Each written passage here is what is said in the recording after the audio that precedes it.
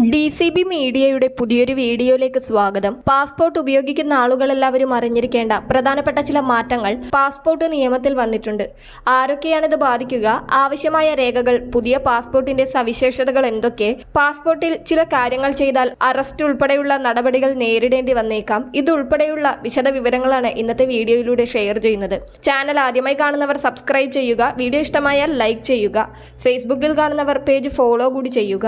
ആദ്യത്തെ അറിയിപ്പ്, പാസ്പോർട്ടുകളുടെ ആധുനിക രൂപമായ ഇ പാസ്പോർട്ട് പുറത്തിറക്കിയിരിക്കുകയാണ് ഇന്ത്യ. പുതുതലമുറ സൗകര്യങ്ങളും അധിക സുരക്ഷയും ഇ പാസ്പോർട്ടുകളിൽ ഉണ്ടാകും. നിലവിൽ ജമ്മു, ഗോവ, നാഗ്പൂർ, ഷിംല, ഭുവനേശ്വർ, ഡൽഹി, റാഞ്ചി, സൂറത്ത്, ഹൈദരാബാദ്, ചെന്നൈ, ജയ്പൂർ, അമൃത്സർ, റായ്പൂർ എന്നിവിടങ്ങളിൽ നിന്നും മാത്രമാണ് ഈ പാസ്പോർട്ടുകൾ ലഭിക്കുകയെന്നാണ് വിദേശകാര്യ മന്ത്രാലയം അറിയിക്കുന്നത്. സമീപഭാവിയിൽ രാജ്യത്തെ എല്ലാ പാസ്പോർട്ട് സേവാ കേന്ദ്രങ്ങളിൽ നിന്നും ഇ പാസ്പോർട്ട് ലഭ്യമാകും. ഇനി ഇ പാസ്പോർട്ടിന്റെ ഗുണങ്ങൾ എന്തൊക്കെയെന്ന് നോക്കാം. അതായത് ഇ പാസ്പോർട്ടിന്റെ പിൻ കവറിൽ റേഡിയോ ഫ്രീക്വൻസി ഐഡന്റിഫിക്കേഷൻ ചിപ്പും ആന്റിനയും ഉണ്ടാകും. പാസ്പോർട്ട് ഉടമയുടെ ചിത്രങ്ങളും വിരലടയാളവും ജന്മദിനവും പാസ്പോർട്ട് നമ്പറും അടക്കമുള്ള വിവരങ്ങൾ ഈ ചിപ്പിൽ ഉണ്ടാവും. രാജ്യാന്തര നിയമങ്ങൾക്കനുസരിച്ചാണ് ഈ വിവരങ്ങൾ സുരക്ഷിതമായി സൂക്ഷിക്കുക.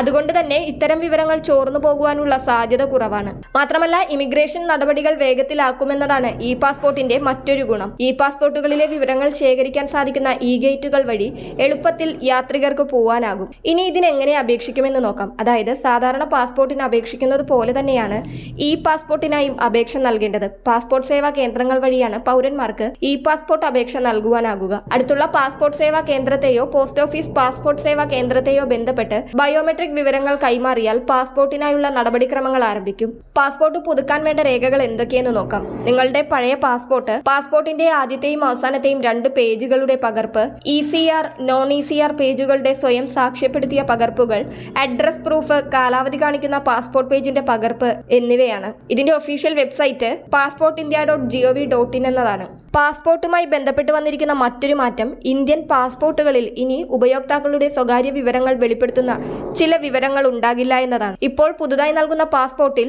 ഉപയോക്താവിന്റെ വിലാസം ഉണ്ടാകില്ല. പകരം പേജിലെ ബാർകോഡ് സ്കാൻ ചെയ്തുകൊണ്ട് ഇമിഗ്രേഷൻ ഉദ്യോഗസ്ഥർക്ക് ഡാറ്റ ലഭിക്കും. മാത്രമല്ല, വിവാഹമോചിതരായ കുടുംബങ്ങളിലെ സിംഗിൾ പാരന്റുമാർക്കും കുട്ടികൾക്കും ബുദ്ധിമുട്ടുകൾ ഒഴിവാക്കാൻ മാതാപിതാക്കളുടെ പേരുകളും ഒഴിവാക്കും. പാസ്പോർട്ടുകളുടെ നിറവും ഇപ്പോൾ മാറും. നയതന്ത്രജ്ഞർക്ക് ചുവപ്പ് പാസ്പോർട്ടുകളും സർക്കാർ ജീവനക്കാർക്ക് വെള്ളയും മറ്റുള്ളവർക്ക് നീല ത്തിലുള്ള പാസ്പോർട്ടുകളും ഉണ്ടായിരിക്കും. കുറച്ചുനാൾക്ക് മുമ്പ് വിദേശകാര്യ മന്ത്രാലയം 1967 പാസ്പോർട്ട് നിയമത്തിലെ സെക്ഷൻ 24 ഭേദഗതികൾ ഔദ്യോഗികമായി പ്രഖ്യാപിച്ചിരുന്നു. ജനനത്തീയതി പരിശോധനയ്ക്ക് ആവശ്യമായ രേഖയിൽ മാറ്റം വരുത്തി. ഔദ്യോഗിക ഗസറ്റിൽ പ്രസിദ്ധീകരിക്കുന്ന തീയതി മുതൽ മാറ്റങ്ങൾ പ്രാബല്യത്തിൽ വരും. 2023 ഒക്ടോബർ 1 അതിനുശേഷമോ ജനിച്ചവരെയാണ് ഈ മാറ്റങ്ങൾ പ്രധാനമായും ബാധിക്കുക. പാസ്പോർട്ടിന് അപേക്ഷിക്കുമ്പോൾ ഇനി മുതൽ ജനന സർട്ടിഫിക്കറ്റ് മാത്രമേ തെളിവായി സ്വീകരിക്കുകയുള്ളൂ. 1969 ജനന മരണ രജിസ്ട്രേഷൻ ആക്ട് പ്രകാരം ഇത് നൽകാൻ അധികാരമുള്ള മുനിസിപ്പൽ കോർപ്പറേഷനോ മറ്റേതെങ്കിലും അധികാരിയോ ആണ് ഇത് നൽകേണ്ടത്. എന്നിരുന്നാലും 2023 ഒക്ടോബർ 1 മുൻപ് ജനിച്ചവർക്ക് ഇതിനായി ഇനി പറയുന്നവയിൽ ഏതെങ്കിലും സമർപ്പിക്കാം. അതായത് അവസാന സ്കൂളിൽ നിന്നുള്ള ട്രാൻസ്ഫർ സർട്ടിഫിക്കറ്റ്, ജനന തീയതി തെളിയിക്കുന്ന സ്കൂൾ സർട്ടിഫിക്കറ്റ്, പാൻ കാർഡ്, സർക്കാർ ജീവനക്കാരാണെങ്കിൽ സർവീസ് രേഖകൾ, driving licence, voter ID card, LICയിൽ നിന്നോ പൊതുമേഖലാ സ്ഥാപനങ്ങളിൽ നിന്നോ ഉള്ള ഇൻഷുറൻസ് രേഖ എന്നിവയാണ്. വിദൂര ഗ്രാമങ്ങളിൽ നിന്നുള്ളവർക്ക് ജനന സർട്ടിഫിക്കറ്റുകൾ ഇല്ലാത്തത് സാധാരണമായതിനാൽ ഇവ അനുവദനീയമാണ്. ഇനി പാസ്പോർട്ടുമായി ബന്ധപ്പെട്ട് അറിഞ്ഞിരിക്കേണ്ട മറ്റു ചില കാര്യങ്ങൾ കൂടിയുണ്ട്. അതായത് പാസ്പോർട്ട് എങ്ങനെ കൈകാര്യം ചെയ്യണമെന്ന കാര്യത്തിൽ വ്യക്തമായ മാർഗനിർദ്ദേശങ്ങളുണ്ട്. എന്നാൽ പലപ്പോഴും അറിഞ്ഞോ അറിയാതെയോ ഇത് പല ആളുകളും ലംഘിക്കാറുണ്ട്. എന്തൊക്കെ തരത്തിലായാലും ഇത് ലംഘിക്കുന്നത് നിയമപരമായി കുറ്റകരമാണ്. അറസ്റ്റിന് വരെ സാധ്യതയുണ്ട്.